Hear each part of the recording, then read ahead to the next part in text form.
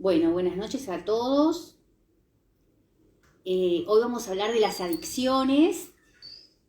Vamos a hacer una breve reseña, para conocer un poco al respecto. Y como siempre decimos, es un espacio para pensar, para informarnos un poco y para poder reflexionar acerca de todas las problemáticas. Bueno, por empezar vamos a hablar, como dijimos, de adicciones. Vamos a decir que son enfermedades psicoemocionales que crean una dependencia o necesidad hacia una sustancia, una actividad o a una persona. Hacia una persona.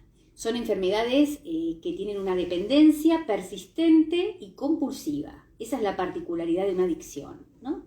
Estas dos características fundamentales, que son persistentes y que son compulsivas. Son unas, en general, podemos decir que son enfermedades con dependencia, y también lo podemos describir en la palabra misma lo que significa, porque la palabra adicción, si la dividimos en dos partes, si la cortamos por el medio, sería ad, que quiere decir sin, y dicción, que tiene que ver con palabras, es decir, sin palabras, es lo que significa adicción. Es decir, que ahí podemos entender como que el síntoma o la patología del adicto aparece como portador de sentido, ¿no? Habla de lo que no se dice. Ahora vamos a ver después a futuro en relación al tratamiento, ¿no? Que tiene que ver con esto. Como dijimos, las adicciones vamos a separarlas en tres grupos para poder entenderlas. Por un lado, tiene que ver con las adicciones a alguna actividad o conducta, como puede tener que ver con una adicción al juego, al sexo, al internet, a la relación de pareja, puede tener que ver con una secta, con una religión, al trabajo.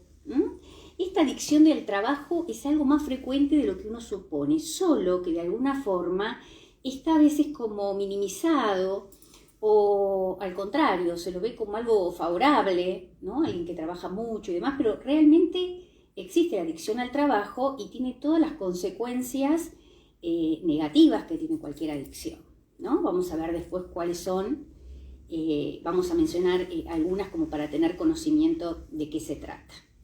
Por lo general se suele decir, uy, qué trabajador, digamos, pasa a ser como algo elogiado, cuando en realidad, bueno, es un trastorno, es una patología como en otros casos, que por ahí es más visible y más identificable. Pero pasa como desapercibido, digamos, ¿no? Pasa como una cualidad quizás de alguien que trabaja mucho. Bueno, en segundo lugar vamos a hablar de las adicciones cuando están asociadas al consumo de alguna sustancia, que pueden ser varias. Puede tener que ver con las drogas, puede tener que ver con el consumo de anfetaminas, puede tener que ver con, el consumo de nicotina, ¿no? El cigarrillo es una, de las adicciones que está como instalada en la sociedad desde hace muchísimo tiempo y que muchas veces no es considerada con la seriedad que tiene, ¿no? Por todas las problemáticas que trae aparejadas. El alcohol, ¿no? Es otra de las sustancias, los psicofármacos que hace mucho tiempo ya están dentro de la lista de adicciones, y mucho más aún se ha exacerbado el consumo de psicofármacos en medio de la pandemia. Es decir, ya en una estadística que había en el 2017-18, hablaba de un 15% de la población entre 2 y 65 años que consumían psicofármacos con o sin prescripción médica. Así que fíjense qué lugar ocupa, ¿no? Dentro de lo que es el consumo. Digamos que obviamente en pandemia todo se ha exacerbado, ¿no? Como por ejemplo el alcohol, el consumo también de psicofármacos, debido a todas las situaciones que trajo aparejada el estrés en relación a la pandemia. Por otro lado, vamos a hablar del tercer grupo, que tiene que ver con las patologías alimentarias que las podemos pensar dentro de las adicciones. Siempre vamos a tener en cuenta que ustedes dirán, bueno, pero yo tengo por ahí, no sé, como mencionamos en actividades también, por ejemplo, el uso del móvil, de la tecnología, van a decir, bueno, sí, yo también lo uso. Bueno, esto no implica, digamos, un uso excesivo, digamos, tampoco determina una adicción, ¿no? Son varias las cuestiones que las determinan. Tiene que ser algo compulsivo, persistente y donde empiezan a aparecer un montón de conductas o consecuencias aparejadas a una adicción. Por eso siempre digo que todas las, digamos, las patologías no pueden ser autodiagnosticadas. Tienen que ser diagnosticadas por un profesional a través de un psicodiagnóstico correspondiente. En relación a las patologías alimentarias, vamos a decir o vamos a mencionar que son las patologías o trastornos que están asociados también por su característica o condición persistente a lo largo del tiempo y donde hay conductas compulsivas, ¿no? Una de ellas es la anorexia. En la anorexia aparece un pensamiento intrusivo, persistente, que en este caso está en relación a la comida, que pasa a ser como el objeto adictivo, podemos pensar, porque el pensamiento está centralizado en las calorías, por ejemplo, en qué no comer, ¿no? Cada vez se van despojando más de los alimentos. Por eso las adicciones en general llevan mucho tiempo en que por ahí el entorno se puede percatar que hay una problemática de este tipo. Muchas veces cuando ya hay un deterioro importante, que ahora vamos a ver después las áreas en las que afectan las adicciones. Vamos a decir que lo que tiene que ver, por ejemplo, con la anorexia, cada vez, digamos, pasan periodos muy largos, cada vez esto es de manera gradual, ¿no? Pero se van restringiendo alimentos, luego, digamos, van restringiendo también comidas del día, por ejemplo, pueden empezar a restringir la carne. Recuerdo un caso que ya a mitad del desarrollo de su patología, que al final cuando llega a consulta era un cuadro bastante grave, la paciente solo consumía sopas de verduras, perdón.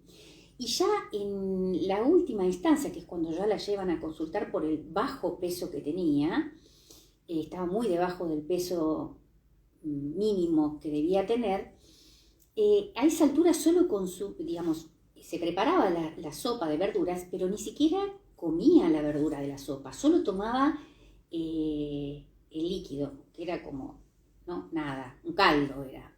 Bueno, y eso consistía su ingesta diaria, digamos. Aparte de que sumaba, que en muchos casos sucede, el tema de la actividad física de manera excesiva. Por ahí podía estar 2 horas haciendo bicicleta fija o yendo a correr, ¿no? Es decir, y si por algunas circunstancias algún día no podía hacer el tiempo que solía hacer, al día siguiente agregaba. Se hacía todos los días 2 horas, al tercer día hacía 3 porque el día anterior no había hecho 1 hora de actividad. Así era este punto, ¿no? No todos, digamos, ponen el acento en la actividad física, pero hay muchos que sí. Este tipo de pacientes, debido a su baja de peso, comienzan a lo largo del tiempo a tener ciertas, digamos, alteraciones físicas, como por ejemplo puede ser, aparte del descenso de peso, obviamente, el tema del lanugo, comienza a aparecer una vellosidad en sus brazos, espalda, extremidades, en la cara, ¿no? En esta zona. Bueno, el deterioro es paulatino, la caída de cabello es otra de las características. Bueno, en segundo lugar vamos a hablar de otro trastorno alimentario que también aparece asociado, o se lo puede pensar de las adicciones, que tienen que ver con los cuadros de bulimia, ¿no? Bueno, en este caso los pacientes suelen darse grandes atracones de comida, de manera obviamente compulsiva, donde en realidad no hay un disfrute, podríamos decir, ¿no? O sea, devora. Pueden llegar a comerse 1 kilo de dulce de leche seguido de 1 kilo de pan, 2 pizzas, es decir, pueden comer cantidades que uno no puede entender que una persona puede ingerir esa cantidad. Obviamente en las adicciones siempre hay un círculo tóxico, no importa cuál fuese la adicción, si es a una relación de pareja, a una actividad, una sustancia, donde siempre en algún punto el protagonista es la culpa. Esto uno lo ve con mucha claridad en los pacientes con bulimia, donde yo recuerdo el caso de una paciente. En esa época yo trabajaba de acompañante, todavía no me había recibido, bueno, hace muchos años de esto, y recuerdo que en la casa la madre encontraba escondidas debajo de la cama, en el placar, en algún lugar, envoltorios de golosinas, ¿no? En este caso ella se daba atracones con golosinas y siempre, obviamente, en estas adicciones, en las adicciones en general, hay una conducta como evitativa y de ocultamiento, ¿no? Por eso lleva tiempo hasta que esto se empieza a ser visible para el entorno. No es algo que se puede percibir a simple vista, porque al principio hay conductas evitativas, de negación. Por eso digo que siempre es tan importante, por ejemplo, estas patologías alimentarias que en general en la prepubertad o en la adolescencia muchas veces comienzan a desarrollarse, que es una edad tan compleja, donde hay tanta vulnerabilidad y donde se suscitan muchas veces por montones de factores, ¿no? Que luego vamos a ver, pero en algún punto también ejerce un papel importante, no sé si protagónico, pero importante, todo lo que tiene que ver con lo social, con los mensajes, ¿no? Que por ahí los adolescentes, a pesar de que parecen desafiantes, son los más vulnerables. En general hay que prestar atención a este tipo de conductas que suelen estar, ¿no? Esto de que muchas veces están mucho tiempo delante del plato, fraccionando la comida, suelen hacer lo que se dice pasar la comida por el plato y en realidad es más lo que juegan que lo que comen con el tenedor. Y la comida, prácticamente queda en el plato, donde seleccionan y van como desmenuzando la comida. La mayoría empieza a comer, termina y ellos siguen con el plato en la mesa o se levantan muchas veces para ir al baño. Bueno, en los cuadros de bulimia, que decíamos que se dan esta gran cantidad de atracones donde comen muchos alimentos y pueden mezclar salado, dulce. A veces hay casos extremos, donde yo recuerdo el caso de una paciente que llegaba a comer carne cruda cuando tenía estas crisis, ¿no? O sea, lo que encontraba en la heladera lo comía. Bueno, realmente, ¿no? Son situaciones donde ahí no hay un disfrute, obviamente, de la comida, sino tiene que ver con esta cuestión nociva, ¿no? Con este vínculo nocivo, tóxico, en este caso con la comida. Obviamente que después de estas grandes ingestas sobreviene la culpa, que yo decía que siempre aparece en las relaciones adictivas. Y la culpa lo que hace es que el paciente, después de ingerir, pueda tener distintas conductas, ¿no? Por ejemplo, en la bulimia aparece o la gran ingesta de laxantes, donde generalmente, suelen tenerlo como un recurso inmediato, ¿no? Como para limpiar de la culpa de haber ingerido, como de manera inmediata, y sin otra forma, que en muchos casos sucede, que es el tema de provocarse los vómitos, ¿no? Es decir, al principio son autoprovocados y luego, después de que esto se da de manera sucesiva, se genera como un hábito donde ni bien incorporan comida, ya esto es de manera automática. Bueno, a consecuencia de esto, comienzan a aparecer muchas cuestiones, ¿no? Digamos, por ejemplo, en los casos donde hay gente que por ahí tienen durante mucho tiempo, que han generado este tema de los vómitos y demás, a veces comienzan a aparecer como callosidades en esta zona de los dedos, que tienen que ver con introducirse las manos para provocarse el vómito. Bueno, este ejercicio paulatino y constante y persistente a lo largo del tiempo empieza a generar callosidades. Otra de las cuestiones que tienen que ver es deterioro en las piezas dentales, porque tantos vómitos, la acidez que tienen los jugos gástricos terminan lesionando el esmalte dental y comienza a deteriorar las piezas dentarias y muchas veces cuando esto lleva muchos años, mucho tiempo, hasta la caída de alguna pieza dentaria por estas lesiones que se provocan. Fíjense que estas cuestiones por ahí no son muy sencillas de percatarse, la familia, los que están alrededor, pero sí se dan de manera repetida. Hay como no todos tienen todas las características, pero sí hay algunas que tienen que ver con un común denominador, ¿no? Como por ejemplo las conductas evitativas, la mentira, ¿no? Por ejemplo, en el caso de las jóvenes o los jóvenes, lo que suele pasar en estos casos es, por ejemplo, que por ahí si van a la casa y dicen que estuvieron antes en la casa de algún compañero o compañera, ya comieron. Y a la inversa, ¿no? Si van a la casa de alguna compañera, bueno, no, ya almorcé, digamos, van como cubriendo esos baches, donde en realidad por ahí no ingirieron nada, por ahí solo agua, ¿no? Bueno, esto uno lo ve con frecuencia y sí es un rasgo particular que tiene que ver con el ocultar, ¿no? En este punto sí es un rasgo que, como dije, se repite en distintos casos, que es como un común denominador. Y la culpa, como dije, es como protagonista, ¿no? Que es la que viene después a intentar subsanar por ahí después del atracón esto que decía del laxante o del vómito. Es importante, desde mi perspectiva, el tema del trabajo individual. Muchas veces hablan del trabajo grupal o de los grupos como contención, ¿no? Como grupos de pares que tienen la misma problemática. Y siempre digo que los grupos funcionan muy bien como un acompañamiento, como una contención, pero que es fundamental, desde mi perspectiva, el trabajo individual de cada persona con esto que lo aqueja. A ver, podemos tener dos personas que tienen la misma adicción, o que son adictas, no importa a qué, porque en realidad la problemática, las consecuencias son nocivas y son malas para ambos, pero la causa que lo genera es individual y subjetiva, por eso es tan importante, porque acá no se trata solo de lograr la supresión de la adicción, sino se trata de resolver lo que la causa, ¿no? El trabajo subjetivo lo que va a permitir es que en el trabajo, en el consultorio, cada paciente pueda trabajar el conflicto intrapsíquico que subyace a dicha adicción, ¿no?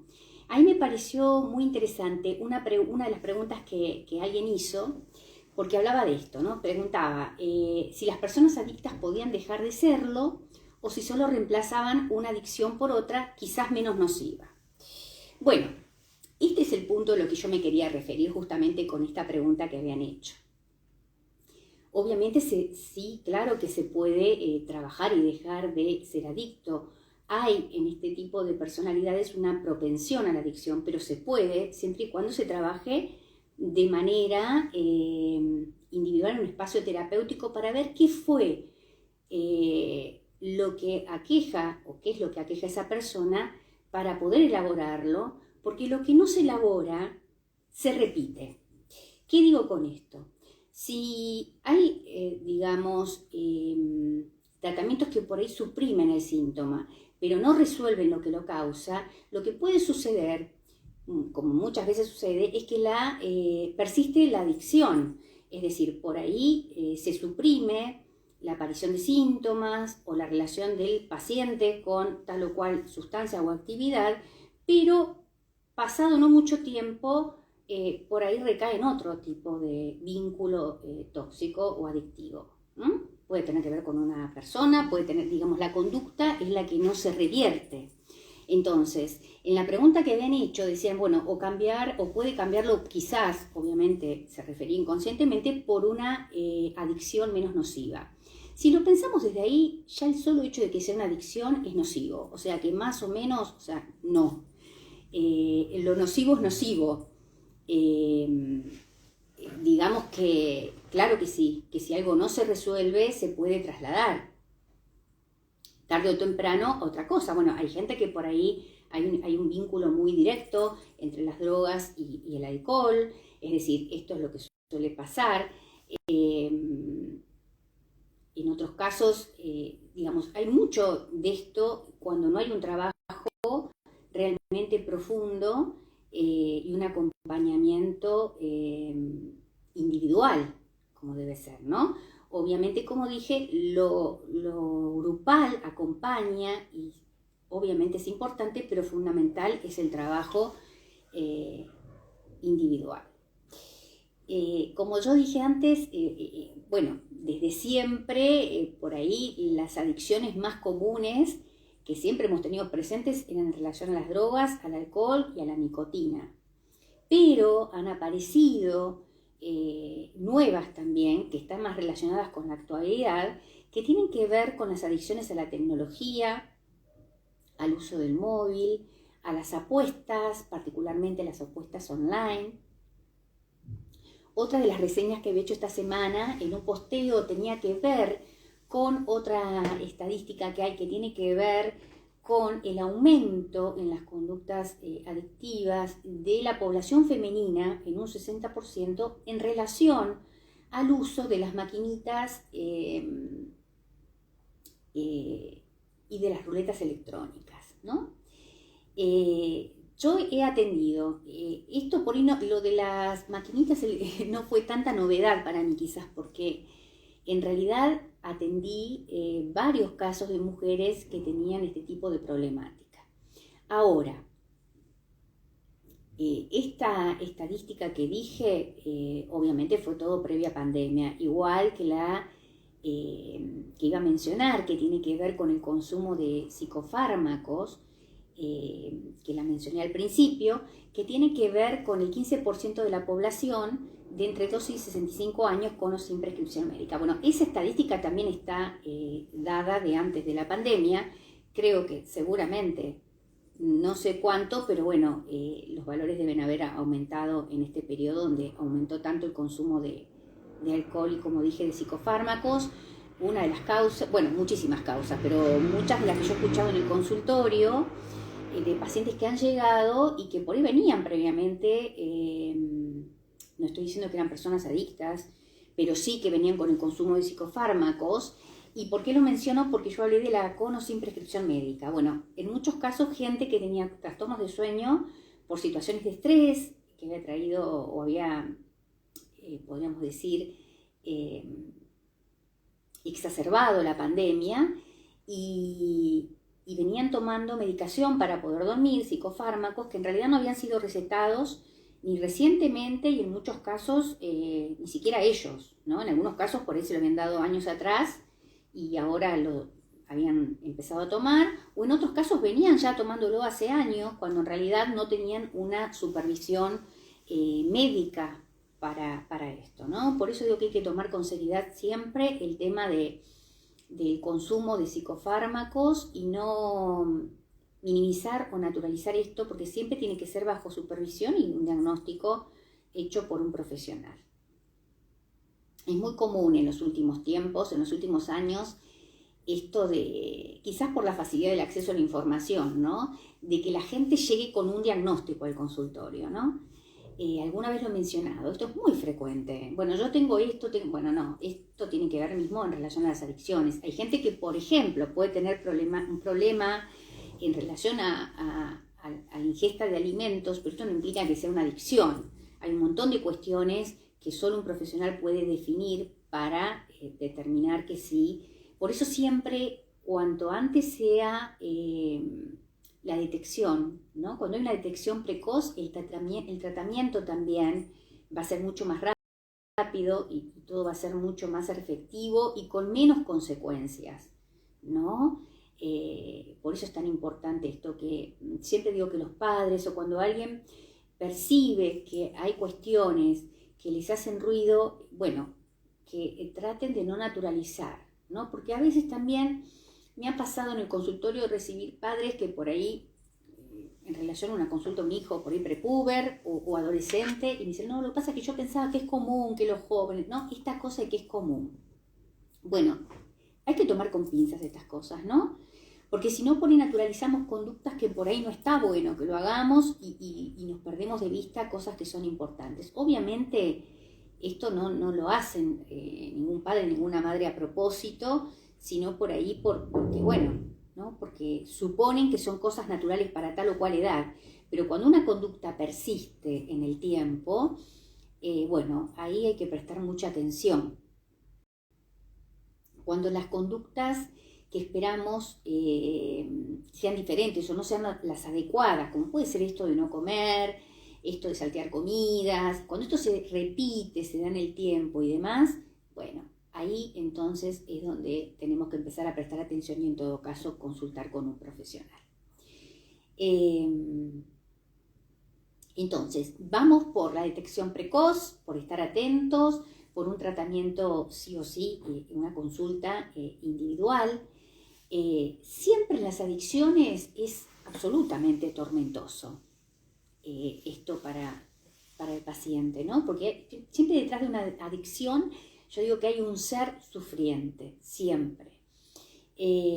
¿Por qué? Porque aparece en todos estos casos siempre un pensamiento intrusivo, que está obviamente relacionado al objeto, sustancia o persona con la cual tengo una relación de codependencia. Siempre recuerdo que cuando estudiaba en la facultad una vez una profesora nos empezó a leer una carta, ¿no? Estábamos hablando del tema de las adicciones. Nos leyó unos párrafos de una carta y realmente esa carta parecía que estaba dirigida a una persona, es decir, de un hombre dirigido a su enamorada, ¿no? Una carta de amor era. Bueno, no era una carta de amor. En realidad era una carta escrita por un adicto hacia la coca, ¿no? Es decir, ahí estamos hablando no de coca, una mujer, sino de la cocaína.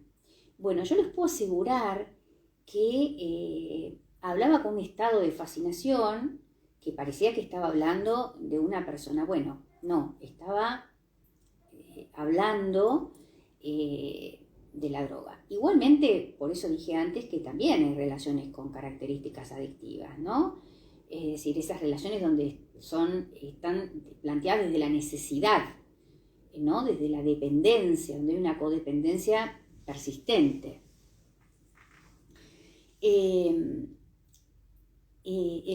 A ver, podemos pensar que en todas las adicciones, siempre que se va a iniciar un tratamiento, obviamente va a haber un periodo, que es la idea, de abstinencia. Cuando el paciente deja de consumir o empieza en un tratamiento, empieza a haber pautas y digamos, bueno, obviamente aparece la abstinencia, que es el gran tormento, ¿no?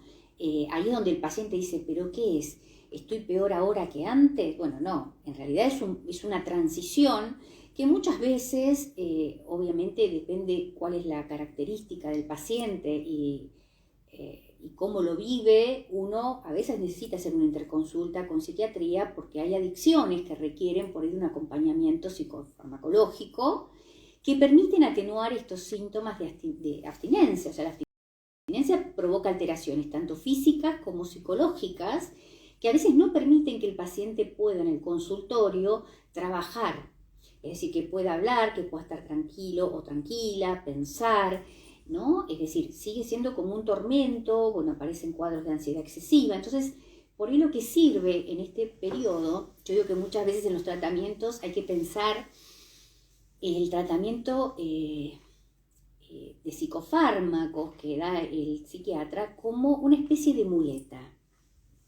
¿Por qué? Porque la idea es que sea utilizado durante un tiempo, hasta mientras tanto puede dar resultados favorables el tratamiento terapéutico. En la medida que vaya evolucionando el paciente pueda ir trabajando esto, bueno, la idea es que la medicación se pueda quitar.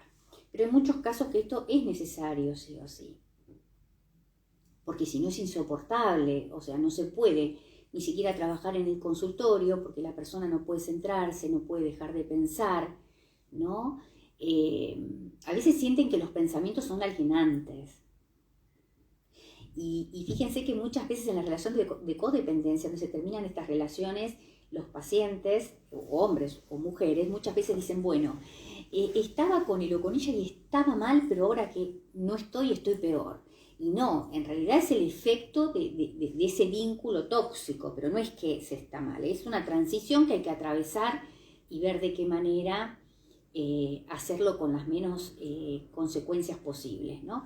Nadie dice que sea fácil, pero obviamente atravesar eso lo que va a permitir es poder salir de estas problemáticas que traen aparejado tanta dolencia, ¿no? No solo para el paciente, sino también para todo el entorno, porque muchas veces, en realidad las adicciones lo que suelen traer aparejado son un montón de problemáticas en relación a los vínculos sociales, a los vínculos familiares, a los laborales muchas veces, ¿no? Porque esto uno lo ve con frecuencia, ¿no? Donde hay dificultades para relacionarse, comienzan a aislarse, comienzan a poner excusas. Esto de también a la tecnología, que uno lo ve mucho, y en adolescentes también. Yo recuerdo particularmente un caso donde cuando consultan, los padres muy preocupados, había pasado 24 horas en su habitación encerrado con la computadora, no había ingerido un alimento, porque todo esto también, las problemáticas de este tipo, empiezan a traer trastornos de otra índole, ¿no? Trastornos en el sueño, porque prácticamente no duermen, o duermen mal cuando lo hacen, a comer mal o no comer. Bueno, en un caso o en el otro, digamos, no es bueno. Así que esto uno lo suele ver con frecuencia en distintos tipos de adicciones, donde la persona está tan tomada por ese pensamiento intrusivo que le cuesta conectarse de manera sana o normal con otras cosas, con otras actividades, ¿no? Por eso muchas veces empiezan a tener problemas en el trabajo, o cuando estudian en la facultad, o en el colegio, o con las amistades, o bueno, muchas veces en la adolescencia tienen dificultades básicamente cuando tienen alguna de estas problemáticas para relacionarse con otros. Así que bueno, fundamentalmente esto es lo que quería comentar, que más que nada tener en cuenta y no minimizar ni naturalizar ninguna cuestión que les pueda llamar la atención. Siempre es bueno estar informado, porque es como una especie, digo, de... a ver, como si fuese un semáforo, ¿no? Uno tiene distintas luces, bueno, uno puede, teniendo información, ver si, digamos, estamos ante la luz amarilla, que es para, bueno, prestar atención y consultar, o por lo menos estar más atento. Siempre va a haber resistencia de la persona que tiene un problema de estas características. Entonces siempre es muy importante el entorno que acompaña. Y yo siempre esto lo digo, y hoy, salvo que quieran hacer alguna pregunta, me la van haciendo, pero siempre me parece bueno aclarar. Muchas veces está la idea que acompañar es sostener al otro en el mismo lugar, ¿no? No sé, pensemos, ante alguien que uno detecta que tiene una dificultad, no importa en relación a qué, si es una adicción a una actividad, a una persona, a una droga, una sustancia, o una patología de las que hablamos alimentarias, porque en las patologías alimentarias hablamos de la anorexia, la bulimia, y también hay cuadros combinados, que son llamados bulimarexia, donde aparecen periodos de atracones y periodos de inanición, que pueden pasar días sin comer nada. Entonces, sea cual fuere, siempre tengamos presente que ante este tipo de problemáticas, de entrada, siempre va a haber un grado de negación, porque hay inconscientemente una necesidad de sostener esto en el tiempo, ¿no? Es decir, no van a aceptar con facilidad que necesitan ayuda o que tienen un problema, porque esto es parte de su problemática y de su conflicto. Entonces, inconscientemente van a intentar sostenerlo. Por eso es fundamental, cuando digo acompañar y contener, no es siempre acompañar desde el avalar. ¿Qué digo con esto? Muchas veces llegan al consultorio después de mucho tiempo, primero porque al principio pasan desapercibidos un montón de síntomas y por ahí el entorno no se da cuenta. Pero después, cuando se dan cuenta, también muchas veces se dejan convencer, porque muchas veces dicen, no, pero me prometió que lo iba a dejar, o me prometió que no lo iba a hacer. Bueno, acá hay una realidad, porque la familia lógicamente lo sufre y tiene mucha impotencia al respecto. El paciente adicto en realidad promete porque realmente cree y quiere, en la mayoría de los casos, poder cambiar. El tema es que no puede, no se trata solo de voluntad. No perdamos de vista que hay alguien que sufre y que está enfermo, más allá de que diga que está bien. Sabemos que no es así. Entonces, muchas veces poner límites es una manera de contener. Muchas veces no, siempre poner límites es contener, pero más en estos casos donde puede haber una negativa del otro lado. a veces recaer en esto de creer o de que el otro va a poder solo, no, porque no se trata de una cuestión de capacidad ni intelectual ni de otro tipo, sino de poder trabajar en un ámbito terapéutico. Bueno, ¿por qué motivo cayó en esta situación? Así que bueno, a ver si hay alguna pregunta. Porque otra de las cosas que me preguntaron, que lo quería mencionar, era si, digamos, por alguien que conocía un caso en particular de haber una adicción y que después esa persona mucho tiempo estuvo muy bien y a los años vuelve a recaer en la misma adicción. Bueno, quizás esto es lo que yo decía, hay personalidades que tienen cierta propensión o vulnerabilidad, por ahí más hacia, por ahí podríamos decir, conductas adictivas, lo cual no quiere decir que sean adictos. Ahora, en personas que se han desarrollado una adicción, obviamente es importante tener en cuenta esto, ¿no? Porque digamos, cuando ha habido conductas de este tipo, es, digamos, un trabajo personal y hasta cotidiano, podríamos decir, ¿no? En relación a esto de trabajar sobre la vulnerabilidad personal que, bueno, que ha propiciado, digamos, este tipo de patologías. Bueno, acá por hoy les mando un beso grande. Para quien no lo pudo ver desde el principio, bueno, lo puede ver por Instagram o después ver en el canal de YouTube. Así que bueno, les mando un beso grande. Espero que tengan una buena semana y después responderé las preguntas que surgen, como suele pasar, por privado. Beso grande y que tengan un resto de semana espectacular.